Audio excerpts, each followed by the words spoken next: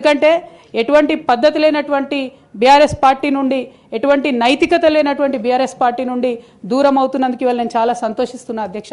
నా కుటుంబం, నా పార్టీ, నా రక్తం, నా చెమట, నేను 20 సంవత్సరాలు తెలంగాణ ఉద్యమం కోసం నేను పడ్డటువంటి శ్రమ, నేను చేసినటువంటి కష్టం గుర్తించకుండా ఒక చిన్న ఉరి తీసేవాడిని కూడా అడుగుతారు అధ్యక్ష. ఈ దేశంలో అంత మంచి దేశం మనది, అయినా కూడా సస్పెండ్ చేశారంటే చాలా సంతోషిస్తున్నా అధ్యక్ష. ఇవాళ నేను వేరే ఏం లేదు.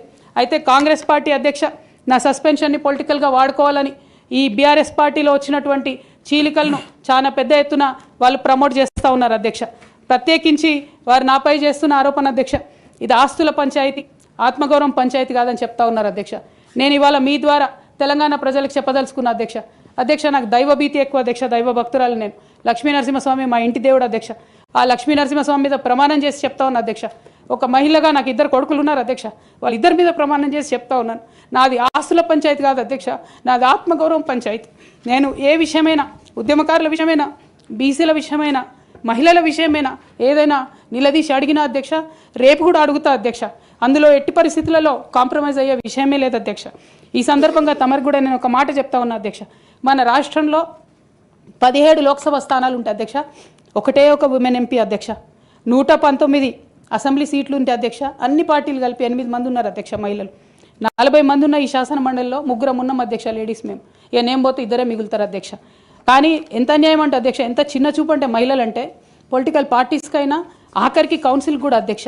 నేను నిన్న మొన్న ఫామ్స్ సైన్ చేస్తున్నా అధ్యక్ష, ఎక్కడా కూడా సభ్యురాలని లేదు అధ్యక్ష. ప్రతి చోట కూడా సభ్యుడనే ఉన్నది. తమరన్న దయచేసి మార్చాలి అధ్యక్ష. ఈ మొత్తం 4 కోట్ల మంది ప్రజల్లో అధ్యక్ష మహిళల యొక్క పర్సెంటేజ్ అధ్యక్ష మన రాష్ట్రంలో ఇంత అధ్యక్ష, 0.00003% అధ్యక్ష. ఇది మాకుండే రాజకీయమైనటువంటి రిప్రజెంటేషన్ అధ్యక్ష. రాజకీయంగా ప్రజల మధ్యలో కానీ పార్టీల మధ్యలో కానీ మాకున్నటువంటి రిప్రజెంటేషన్తో మేము ఆడవాళ్ళ కష్టాలు ఎవరికి చెప్పాలి అధ్యక్ష? ఒకనాడు కేసీఆర్ గారు అన్నారు అధ్యక్ష, ఈ దేశ రాజ్యాంగాన్ని మార్చాలి, మహిళలకు సమాన హక్కులు కావాలని. నేను అడుగుతా ఉన్నా అధ్యక్ష, పార్టీలు రాజ్యాంగాలు మార్చుకోవాలి అధ్యక్ష. ఇవ్వండి మహిళలకు సీటు. మీరు ఎంకరేజ్ చేయకపోతే ఎవరు ఇస్తారు అధ్యక్ష? ఎందుకోసం ఇస్తారు? మనం రాణి రుద్రమదేవి గురించి ఇలా మాట్లాడుకుంటున్నామంటే డెఫినెట్గా ఆమె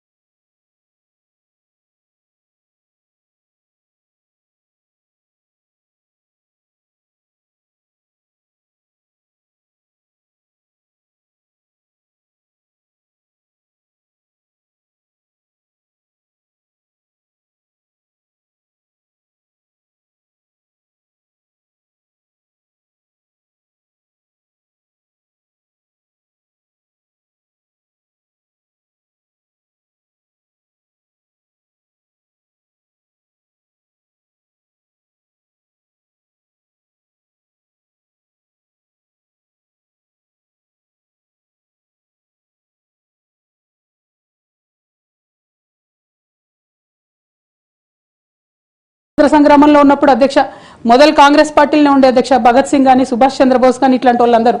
కానీ తర్వాత వాళ్ళ ఫిలాసఫీ వెతుక్కొని వాళ్ళ దారి వాళ్ళు వెతుక్కొని పోయినారు అధ్యక్ష. పార్టీలు వేరైనంత మాత్రాన, దారులు వేరైనంత మాత్రాన అధ్యక్ష లక్ష్యం ఒకటే కాదని కాదు అధ్యక్ష. నా లక్ష్యం ఎప్పటికైనా ఒకటే అధ్యక్ష, తెలంగాణ బాగుండాలి, తెలంగాణ ప్రజలు బాగుండాలి, వాళ్ళ కోసం పనిచేయాలి అధ్యక్ష.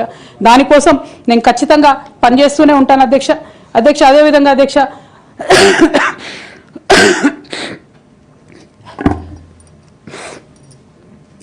బీఆర్ఎస్ పార్టీ వైఫల్యాల్ని ఎండగడుతూ సక్సెస్ అయినటువంటి కాంగ్రెస్ పార్టీ అధ్యక్ష కంప్లీట్గా వాళ్ళు కూడా అన్ని అంశాలను ఇగ్నోర్ చేసినారు అధ్యక్ష.